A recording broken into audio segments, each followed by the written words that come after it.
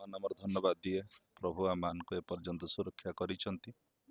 ଏ ଦୁଃଖୀ ପରିବାର ସହିତ ସମଦୁଃଖୀ ହେବା ପାଇଁ ପ୍ରଭୁ ଆମମାନଙ୍କୁ ମଧ୍ୟ ଅନୁଗ୍ରହ କରି ଏହି ମଣ୍ଡଳୀରେ ଆମମାନଙ୍କୁ ଏକତ୍ରିତ କରିଛନ୍ତି। ସେଥିପାଇଁ ପ୍ରଭୁଙ୍କ ନାମରେ ଧନ୍ୟବାଦ ଦିଏ।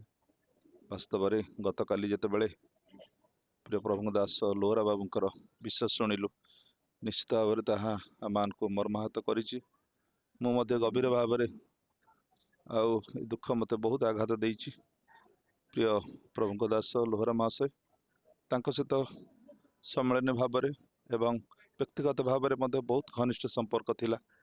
ପ୍ରିୟ ପ୍ରଭୁଙ୍କ ଦାସଙ୍କ ସହିତ ଅନେକ ଦିନ ଧରି ଆମେ ସମ୍ମିଳନୀ ମାଧ୍ୟମରେ ବିଭିନ୍ନ ମାଧ୍ୟମରେ ମଧ୍ୟ କାର୍ଯ୍ୟ କରି ଆସୁଥିଲୁ। ପ୍ରଭୁ ଅନୁଗ୍ରହ କରି ଆଉ ତାଙ୍କୁ ବିଭିନ୍ନ ଭାବରେ ଆଉ ମାଣ୍ଡଳିକ ଭାବରେ ସମ୍ମିଳନୀର ଆଉ ଉଦ୍ୟୋଗ ସମ୍ମିଳନୀର ସମ୍ପାଦକ ଭାବରେ ଏ ବର୍ଷ ମଧ୍ୟ ସଣ୍ଡେ ସ୍କୁଲ ସମ୍ମିଳନୀର ସମ୍ପାଦକ ଦାୟିତ୍ୱ ନେଇଛନ୍ତି। ମୁଁ ଯାହା ଶୁଣିବାକୁ ପାଉଥିଲି, ଆଜି ସମ୍ମିଳନୀର କାର୍ଯ୍ୟ ସାଧକ ଆସନ୍ତାକାଲି ପ୍ରତିନିଧି ବୈଠକ ମଧ୍ୟ ଅନୁଷ୍ଠିତ ହେବାର ଥିଲା। ବିଜ୍ଞାପନ ମଧ୍ୟ ପଠାଇ ଦିଆଯାଇଛି, କିନ୍ତୁ ଈଶ୍ୱରଙ୍କ ଯୋଜନା କ'ଣ ଆମେ ଜାଣିନୁ।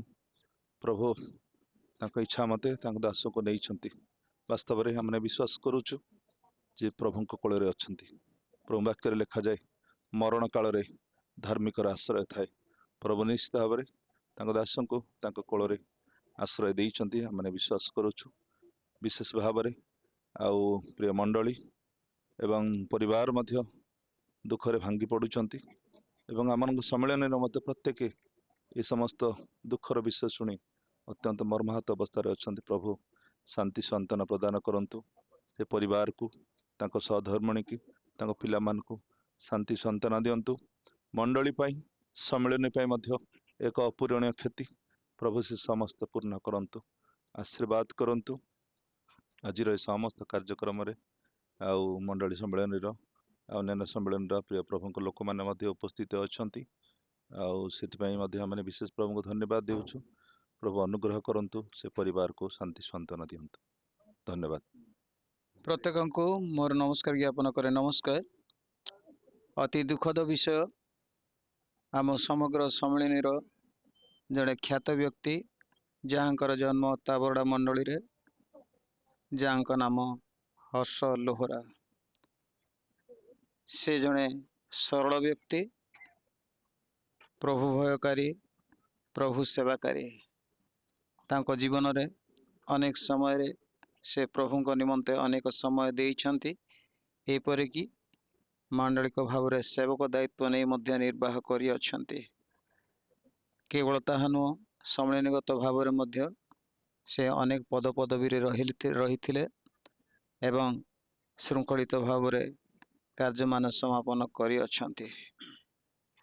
ଗତ ଶନିବାର ଦିନ ତାଙ୍କ ସହିତ ପାଠ ଟିକା ସମ୍ବନ୍ଧରେ ଅନେକ ବିଷୟରେ କଥାବାର୍ତ୍ତା କରୁଥିଲୁ। ଆଉ କି ପ୍ରକାର ଭାବରେ ପାଠ ତାଲିକା ପ୍ରସ୍ତୁତ କରାଯାଇପାରେ ସେ ସମ୍ବନ୍ଧରେ ତାଙ୍କ ସହିତ କଥାବାର୍ତ୍ତା କରୁଥିଲୁ। ରବିବାର ଦିନ ସେ ଉପାସନାକୁ ଗଲେ, ପ୍ରଭୁ ଗ୍ରହଣ କଲେ। ପୁଣି ଘରକୁ ଯାଇ ଖାଇବା ଅବସ୍ଥାରେ ପ୍ରଭୁ ତାଙ୍କୁ ଗ୍ରହଣ କଲେ। ହଁ, କହିବାକୁ ଗଲେ ପ୍ରତ୍ୟେକଙ୍କର ମରଣ ଅଛି, କିନ୍ତୁ ଏ ମରଣ ଏକ ସୁଖଦାୟକ ମରଣ ଭାଇ ହର୍ଷ ଲୋହରାଙ୍କ ପାଏ। ଆଉ ତାଙ୍କର ମୃତ୍ୟୁ କାରଣରୁ ସମଗ୍ର ସମ୍ମିଳନୀ ଏକ ସୁନାମ ପ୍ରାପ୍ତ ବ୍ୟକ୍ତିଙ୍କୁ ହରାଇଛି, ଶାନ୍ତଶିଷ୍ଟ ବ୍ୟକ୍ତିଙ୍କୁ ହରାଇଛି। ପୁଣି ତାଙ୍କୁ ଆମେ ଅନେକ ଆଶା କରୁଥିଲୁ ମଣ୍ଡଳିକ ଭାବରେ, ସମ୍ମିଳନୀଗତ ଭାବରେ, ଯେଉଁଥିପାଇଁ ଯଦିଓ ସେ ଚାଲିଗଲେ ଆମେ ମର୍ମାହତ। ଆଉ ତାଙ୍କର ମରଣ ସମଗ୍ର ସମ୍ମିଳନୀ ନିମନ୍ତେ, ପୁଣି ତାବରଡ଼ା ମଣ୍ଡଳୀ ନିମନ୍ତେ ମଧ୍ୟ ବିଶେଷ କ୍ଷତିଦାୟକ ଅଟେ। ତାଙ୍କ ଦୁଃଖର ସହଭାଗୀ ହେବା ନିମନ୍ତେ ସମାଧି ପୂର୍ବରୁ ଆମେ ତାଙ୍କ ଘରେ ଉପସ୍ଥିତ ଅଛୁ। ପ୍ରତ୍ୟେକ କୋଣ ବିକୋଣରୁ ଅନେକ ଲୋକଙ୍କୁ ଆଣିଛନ୍ତି এই ଦୁଃଖର ସହଭାଗୀ ହେବା ନିମନ୍ତେ। ଆଉ ସମସ୍ତେ ସେଇ ଦୁଃଖର ଅଂଶୀ ଅଛୁ। ଆଉ ବିଶେଷ ଭାବରେ ଦୁଃଖିତ ପରିବାରକୁ ପ୍ରଭୁ ଶାନ୍ତି ସାନ୍ତ୍ୱନା ପ୍ରଦାନ କରନ୍ତୁ। ମଣ୍ଡଳୀଗତ ଭାବରେ ମଧ୍ୟ ମଣ୍ଡଳୀକୁ ଶାନ୍ତି ସାନ୍ତ୍ୱନା ପ୍ରଦାନ କରନ୍ତୁ। ଆଜିର ଏହି ଦୁଃଖଦ ପରିସ୍ଥିତିରେ ଉପସ୍ଥିତ ଉତ୍କଳ ଆରଟି ମଣ୍ଡଳୀ ସମ୍ମିଳନୀର ମୁଖ୍ୟ କର୍ମକର୍ତ୍ତାଗଣ, ସଣ୍ଡେ ସ୍କୁଲ ସମ୍ମିଳନୀର ମୁଖ୍ୟ କର୍ମକର୍ତ୍ତାଗଣ, ଯାଅ କିମ୍ବା ପଠାଅର କମିଟି ସଦସ୍ୟଗଣ, ସମସ୍ତ ପାଳକ, ଡିକନ୍ସ, ଲିଡର୍ସ ମାନେ ଆଉ ବିଭିନ୍ନ ସ୍ଥାନରୁ ଆସିଥିବା ପ୍ରତ୍ୟେକ ଭାଇ ଭଉଣୀମାନଙ୍କୁ ତାବଡ଼ା ମଣ୍ଡଳୀ ତରଫରୁ ଆମେ ସାଦର ଭକ୍ତିପୂର୍ଣ୍ଣ ନମସ୍କାର ଜଣାଉଛୁ। ବହୁ ବଡ଼ ଆଶ୍ଚର୍ଯ୍ୟର ବିଷୟ, ଗତକାଲି ହିଁ ଆମେ ନୂତନ ପାଳକଙ୍କ ଠାରୁ ପ୍ରଭୁ ଗ୍ରହଣ କରିଥିଲୁ। ଆଉ ନୂତନ ପାଳକ ପୁଲପିଟ୍ ତଳେ ତାଙ୍କର ମେଜ ସଜେଇଲେ, ତେଣୁ ଆମେ ପୁଲପିଟ୍ ପାଖରେ ବସିଥିଲୁ। ଆଉ ଯେଉଁ ଭାଇଙ୍କର ଦେହାନ୍ତ ହେଇଛି, ହର୍ଷ କୁମାର ଲୋହରା, ସେ ମୋର ନିଜର ଭଣଜା। ଆମେ ତଳକୁ ପଳେଇ ଆସିଲୁ, ଆମେ ତଳେ ବସିବା। ସେଥିରେ ତାଙ୍କର ଦେହ ଅସୁସ୍ଥ ଥିବାର କିଛି ସୂଚନା ବି ମିଳୁନଥିଲା।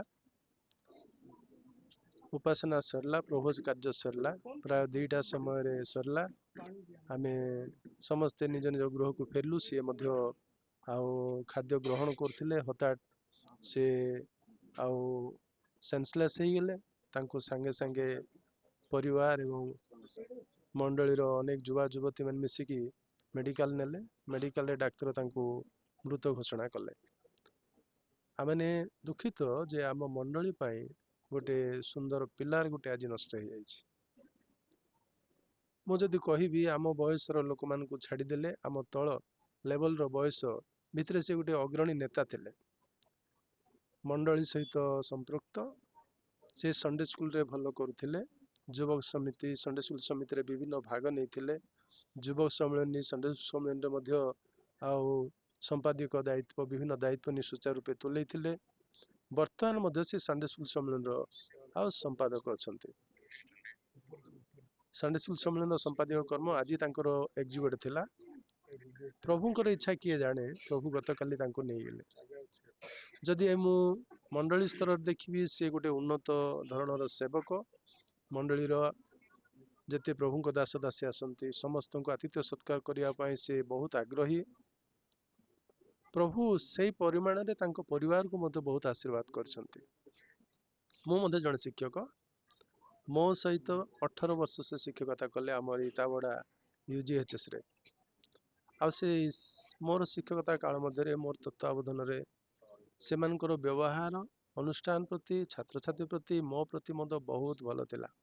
ନହେଲେ ଗାଁରେ ମୁଁ 24 ବର୍ଷ ଶିକ୍ଷକତା କରିବା ଏତେ ସମ୍ଭବ ନୁହେଁ। ପୂର୍ଣ୍ଣ ସହଯୋଗୀ, ଛାତ୍ର ବତ୍ସଳ, ଏ ସମସ୍ତ ଉତ୍ତମ ଗୁଣ ତାଙ୍କ ପାଖରେ ଥିଲା। ତେଣୁ ପିଲାମାନେ ମଧ୍ୟ ଆଜି ତାଙ୍କୁ ଝୁରୁଛନ୍ତି, ଷ୍ଟାଫ୍ ସବୁ ଝୁରୁଛନ୍ତି। ଆମେ ଆତ୍ମୀୟ ସ୍ୱଜନ ଭାବରେ ଗୋଟେ ଭଲ ଆତ୍ମୀୟ ସ୍ୱଜନ ବା ନିଜର ଭଣଜାକୁ ଆମେ ହରେଇଲୁ।